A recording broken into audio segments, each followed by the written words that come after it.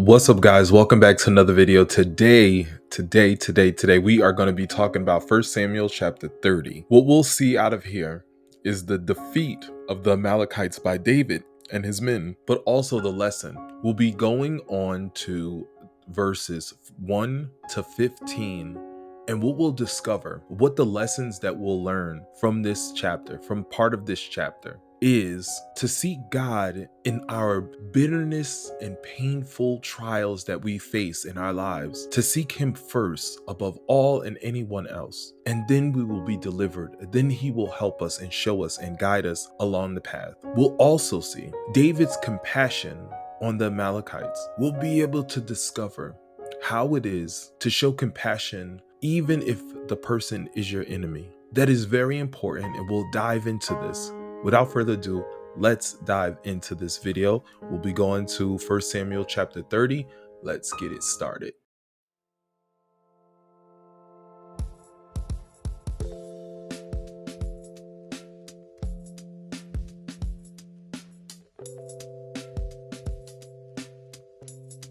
When God gives you that peace, you will rest in His security, His protection, His comfort, His love.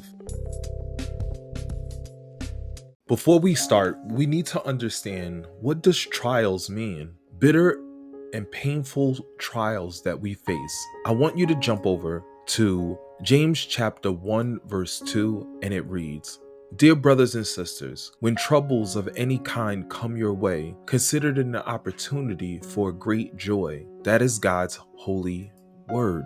So whenever we face trials, we must realize that these are opportunities for God to play a role, and for us to seize the opportunity to learn a lesson from the issues that we face every day, all day. We also need to understand, what is compassion? Compassion is a very important topic. It's something that's very important. We must always understand that compassion is showing some consideration, sympathy for people that are in distress. We must always be able to do that. We must always be able to be called and to be the first one to stand up, to show compassion, because God has compassion on us, Jesus has compassion on us, and the Holy Spirit has compassion on us. And when that is indwelled inside of us, we must be able to, and we will, show compassion to other people. So let's get into these verses. 3 days later, when David and his men arrived home at their town of Ziklag, they found that the Amalekites had made a raid into the Negev and Ziklag. They had crushed Ziklag and burned it to the ground. They had carried off the women and children and everyone else, but without killing anyone. When David and his men saw the ruins and realized what had happened to their families, they wept until they could weep no more. David's two wives, Ahinoam from Jezreel and Abigail, the widow of Nabal from Carmel, were among those captured. David was now in a great danger because of all his men were very bitter about losing their sons and daughters, and they began to talk of stoning him.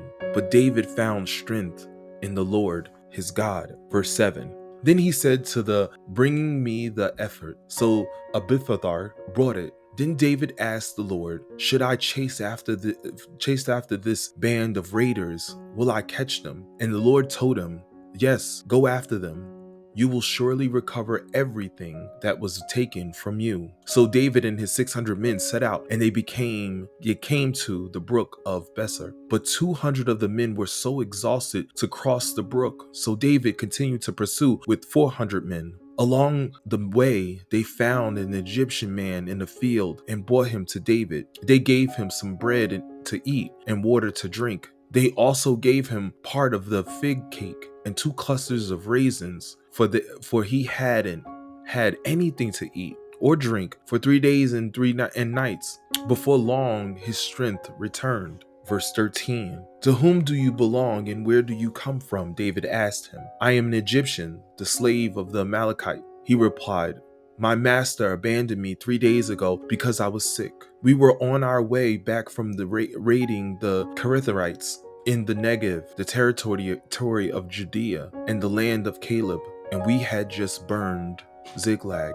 That is God's holy word. So now let's break down these verses. So, what we'll see in verses 1 to 8, we'll see David and his men discover their city burned and their families taken captive by the Amalekites. But what we learn from the lesson here is prayer, seeking the Lord during bitter and painful trials. How so? Well, one point is the Amalekites raided on David's city Ziklag. What happened? They took everyone captive. Women, children, elderly. They killed no one but enslaved them all. We also see the shocking discovery of David and his men. Their city was burned. Their families were taken captive. Also, we see the overwhelming emotions of the men. They wept to the point of utter exhaustion. The capture of David's 2 wives. We see the hostility and threats by David's men to stone David were flooded without thoughts of their own families being abused. We see the distress of David and his source of strength.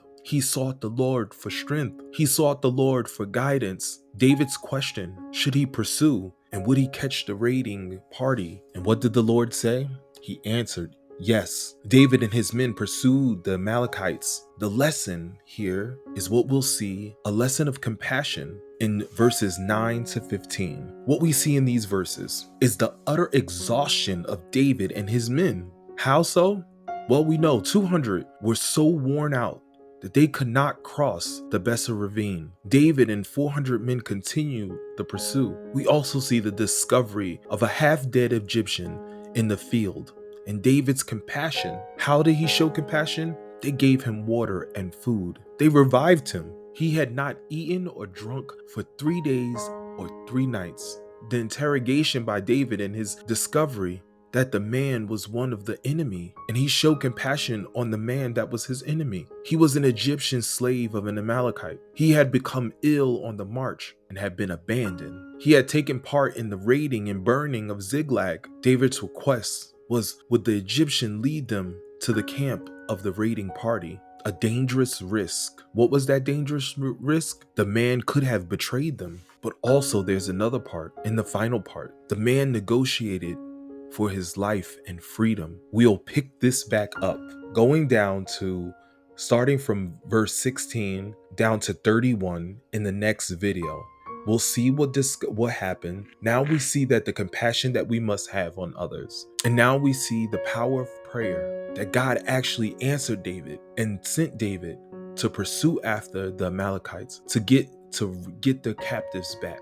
Again, next video, we're going to see how Jesus Christ released his captives. We'll get a revelation of God saying and Jesus saying in the New Testament how he releases the captives. We'll get a strong revelation. I'll see you over in the next video. Make sure you like, comment, and subscribe. Make sure you subscribe so you can get the next video that drops. I want to thank you for watching. God bless you and God bless your family.